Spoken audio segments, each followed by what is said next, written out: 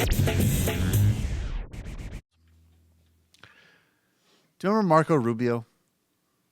We were just reminiscing on him and we were discussing the relative merits of stupid versus horrifying. It's gotten really rough because Trump just isn't as entertaining as he was. The supermodel thing was a good bounce back, but generally he's just still kind of bumming me out. It's very low energy, very kind of sad. I actually wrote it down over the weekend.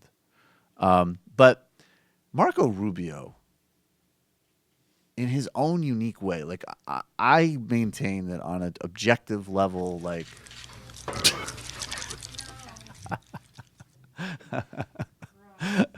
hi Marco, we've missed you, and that nauseating sound of yours. I maintain, like, if you're going out and you're at a bar or whatever, or okay, perfect example, you're seated next to somebody in a plane, which you have no control over. You can't get up.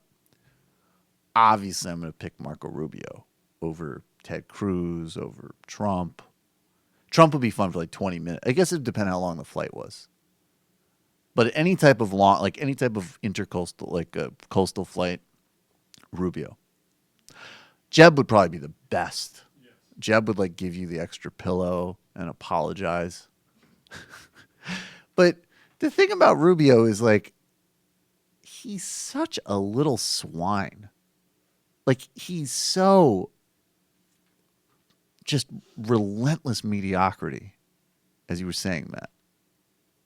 And he came out and he said, because, again, John Kasich, I don't want to say to his credit, but okay, John Kasich at least has the sort of intellectual self-awareness to go, if I ran ads comparing a guy to a Nazi, I probably can't endorse him.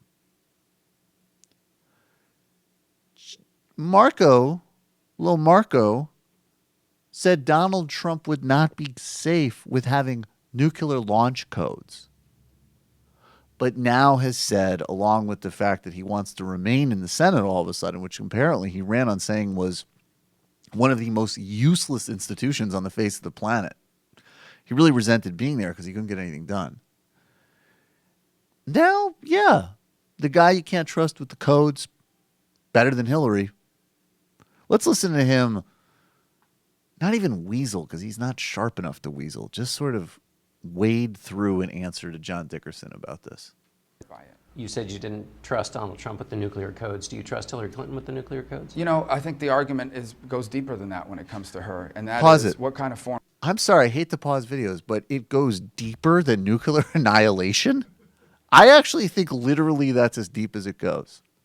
I would stand on record here and I would say our planet being totally uninhabitable because of a global nuclear winter, deep as it goes. Maybe short of global warming. Not short of, but global warming goes pretty deep. But I know, according to Marco Rubio's, cute intellect, you know what? Maybe he thinks the whole idea of a nuclear meltdown, a nuclear winter, is also a liberal scientist conspiracy theory, just like global warming. So his sense of the stakes of it are different. Go ahead. Policy will she pursue, and where will it lead us ultimately to make decisions like that? Dramatic as the one you've just outlined. This is a person who has generally supported virtually all of the Obama agenda, whether it was the reset with Russia, which is blown up in our face, whether it was the pivot to Asia, which was largely rhetorical, but sent the message to Europe that we were disengaging from them, whether it was the Iran nuclear deal, which I believe will one day come to haunt us, whether it's the release of prisoners from Guantanamo, one of whom was sent to Uruguay and has now left Uruguay, headed to Brazil, and on his way back to Syria. And he's not going back to Syria to open up a chain of car washes. This is the things she supported. But do you trust her with the codes? Well, look, I think there's a process for the presidency, and once you assume the office, no matter who holds that office, I think that the reality and the gravity of it always weighs on these people. It's a very difficult issue to face. So I would hope that I can trust no matter who wins with the nuclear codes, but here's a better approach, and that is ensuring that we have a foreign policy to ensure that we never reach a point where something like that could actually happen, where nuclear weapons would have to be used, which in my mind, it obviously is the worst and most apocalyptic scenario possible. Let me try it another way. The presidency on national security issues sometimes comes down to one person by themselves in a room alone, no matter how much advice they've gotten. On those tough decisions, It's whether it's true. about the nuclear codes or about the other kinds of decisions a single president can make, you think that Donald Trump has better character and judgment in those alone situations than Hillary So Clinton? that's the challenge Donald has over the next 2-3 months. But what does Senator Rubio think? Well, but there's a campaign, so that's what I'm going to watch now. I know Donald is a primary candidate trying to stand out in a field of 17 people. He is now the Republican nominee, and he's going to have the next 3 months to go out and make the argument to the American people and help us envision him as president. And these are the kinds of issues that he's going to have to earn people's trust. That's part of the process for anyone who runs.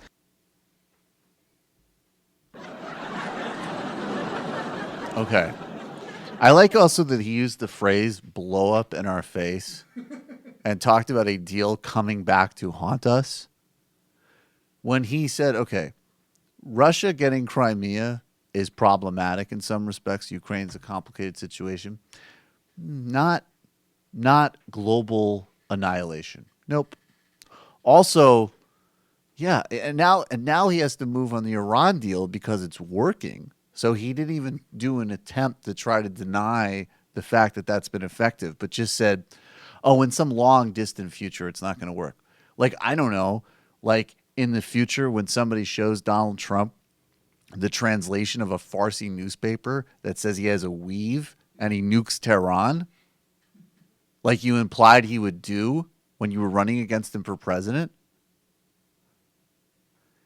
Ted Cruz, who really does have the demeanor and bearing of a less charismatic Zodiac killer, has not said anything for Donald Trump, to his credit.